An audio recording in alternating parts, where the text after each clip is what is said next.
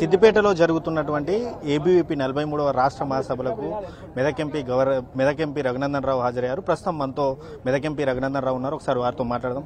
Sir, ఈ అల్లు అర్జున్ ఇష్యూను ఏ విధంగా చూస్తారు సార్? సో కాంగ్రెస్ పార్టీ ప్రతిదీ రాజకీయం చేస్తుందనడానికి నిదర్శనం అల్లు అర్జున్ ఎపిసోడ్, శ్రీతేజ ఎపిసోడ్.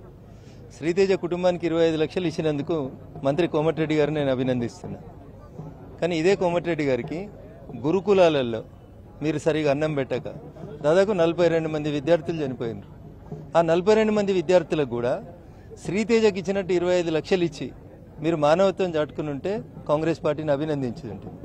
కేవలం రాజకీయం కోసం, ముఖ్యమంత్రిని సంతృప్తిపరచడం కోసం, భజన చేయడం కోసం కోమటిరెడ్డి గారు పోయి భజన చేసిండు తప్ప గురుకులాలలో ముక్కుపచ్చలారని విద్యార్థులు మీరు పెట్టాల్సిన భోజనం సరిగా లేక రకరకాల సందర్భాల్లో కాంగ్రెస్ పార్టీ రాష్ట్రంలో అధికారంలోకి వచ్చిన తర్వాత అధికార పార్టీ లెక్కల ప్రకారం 42 మంది విద్యార్థులు చనిపోయినారు.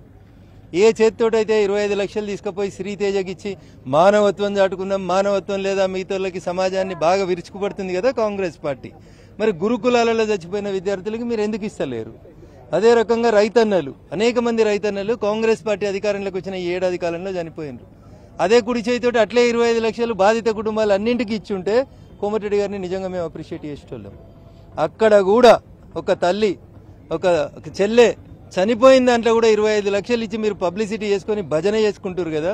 This is very unfortunate Komatireddy గారు.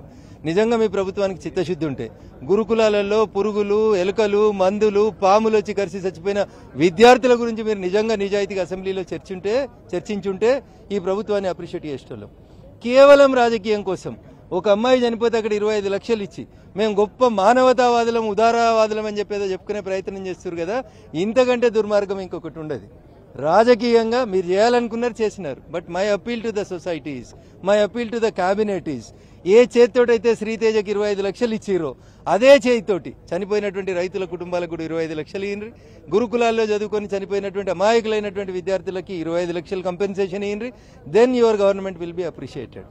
చావుల మీద కూడా రాజకీయం చేసేటువంటి నీచ సంస్కృతి ఉందంటే అది కాంగ్రెస్ పార్టీకి మాత్రమే. అంటే అల్లు అర్జున్ ఆ థియేటర్ విషయంలో ఇటు పోలీసులు పర్మిషన్ లేదని చెప్పినా వెళ్లారని చెప్పి నిన్న పోలీసులు ప్రెస్ మీట్ పెట్టడం జరిగింది. అంటే అల్లు అర్జున్ చేసింది కరెక్ట్ అని అంటారా?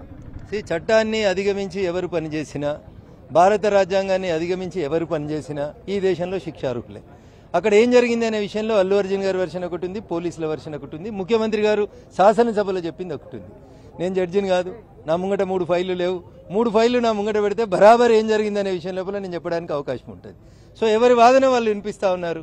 పర్మిషన్ తీసుకొని పోయినామని నటుడు చెప్తున్నాడు, పర్మిషన్ ఇవ్వలేదని పోలీసు వాళ్ళు చెప్తున్నారు. లేదా ఎంక్వైరీ గోవన్, ఆయన యాంటిసిపేటరీ బెయిల్ తీసుకున్నాడు, లేదా మధ్యంతర బెయిల్ మీద బయట ఉన్నాడు. దాని మీద ఏం మాట్లాడినది సబ్జుడీస్ అవుతుంది. Let the court decide the issue. అదేవిధంగా ఇటు కేటీఆర్ పై నమోదైనటువంటి కేసు ఏదైతే ఉందో, ఇటు ఏసీబీ కేసు నమోదు చేసింది. అదేవిధంగా ఈడీ కూడా ఈ కేసులో రంగం దిగినట్టు వార్తలు వస్తున్నాయి. ఇది ఫార్ములా ఈ కార్ రేసు. అసలు ఈ విషయం అంటే ఈ కేసు ఏ విధంగా చూస్తారు సార్? కేసే కదన్న. భారత ప్రభుత్వం పర్మిషన్ లేకుండా, రిజర్వ్ బ్యాంక్ ఆఫ్ ఇండియా అనుమతులు లేకుండా ఈ దేశ సొమ్ము, ఈ దేశం ఎల్లలు దాటి బయటకు పోయింది. డెఫినెట్గా ఈడీ వస్తుంది, డెఫినెట్గా ఫెమా వస్తుంది, డెఫినెట్గా మనీ లాండరింగ్ కేసు అవుతుంది. దానికి ముఖ్యమంత్రి కొడుకు అయితేంది, యువరాజు అయితేంది, రఘునందన్ అయితేంది, ఇంకొకరు అయితేంది. చట్టం ముందు అందరూ సమానులైన ఉపన్యాసం నిన్నటిదాకా చెప్పినాం కదన్నా. ఇలా దాన్నే అమలుపరచాలి, దానికోసం సిద్ధంగా ఉండాలి. దానికి ఆగమాగమై కోర్టుకు పోయి యాంటిసిపేటరీలు తెచ్చుకోవడము, 10 రోజులు స్టే తెచ్చుకోవడం ఎందుకు? ఏమన్నావు కదా, అరెస్ట్ చేస్తావా రేవంత్ రెడ్డి, యాడున్నావు? నేను హైదరాబాద్లో ఉన్నా అన్నావు కదా. మరి హైదరాబాద్లో ఉండు, కోర్టుకు ఎందుకు గురుపుతున్నావు? తప్పు చేయలే కదా, నిజాయితీ నిరూపించుకో. జైలుకు పోతే ముఖ్యమంత్రి అవుతారని షోక్ ఉంది కదా నీకు, జల్దీ జైలుకో అని కోరుకుంటున్నాం. అట్లా వాళ్ళే ఎక్సైట్ అవుతున్నారు. ఎప్పుడు అరెస్ట్ చేస్తావు? నేను ఇక హైదరాబాద్లో ఉన్నా, నువ్వు యాడున్నావు రేవంత్ రెడ్డి అని ట్వీట్లు చేసినావు. ఇట్లే అవుతుంది. ఇంతకుముందు మీ చెల్లె కూడా ఇట్లే మాట్లాడింది. మోడీకి, ఈడీకి దేనికి భయపడ్డామని రిధం కోసం మంది రాసిస్తే రాసే మాటలు మాట్లాడిరు కదా.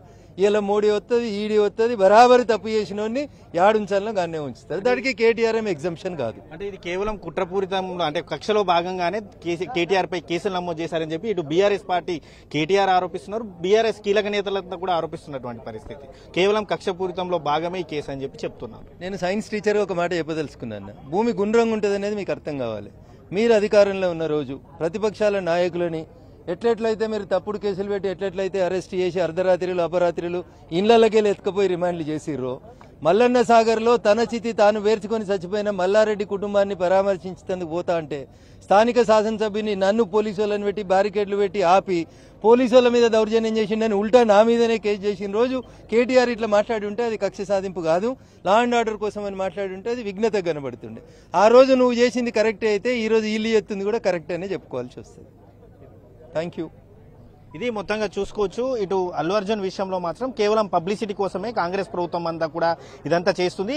ఆ కోమటిరెడ్డి ఎవరైతే రేవతి కుటుంబానికి ఇచ్చినటువంటి 25 లక్షల రూపాయలు ఏవైతే ఉన్నాయో అవి వసతి గృహాల్లో అనారోగ్యంతో కావచ్చు, ఫుడ్ పాయిజన్తో చనిపోయినటువంటి విద్యార్థులకు కూడా అదే 25 లక్షల రూపాయలు ఇస్తే అప్పుడు అప్రిషియేట్ చేస్తామని చెప్పి మెదక్ ఎంపీ రఘునందన్ రావు చెప్తున్నారు. అదేవిధంగా కేటీఆర్ పై నమోదైనటువంటి ఫార్ములా ఈ కార్ రేస్ కేసు అంశంపై ఏదైతే ఉందో అది మాత్రం ఖచ్చితంగా అంటే కేటీఆర్ తనకు అరెస్ట్ చేసుకోండి అని చెప్పినప్పుడు ఇంకా భయంతో ఎందుకు కోర్టుకెళ్లి తర్వాత తనను అరెస్ట్ చేయొద్దని చెప్పి పిటిషన్ ఎందుకు వేయాలని చెప్పి మాత్రం మెదక్ ఎంపీ రఘునందన్ రావు ప్రశ్నిస్తున్నారు. కెమెరామ్యాన్ రమేష్తో శ్రీనివాస్, ఎన్టీవీ, సిద్దిపేట జిల్లా నుంచి.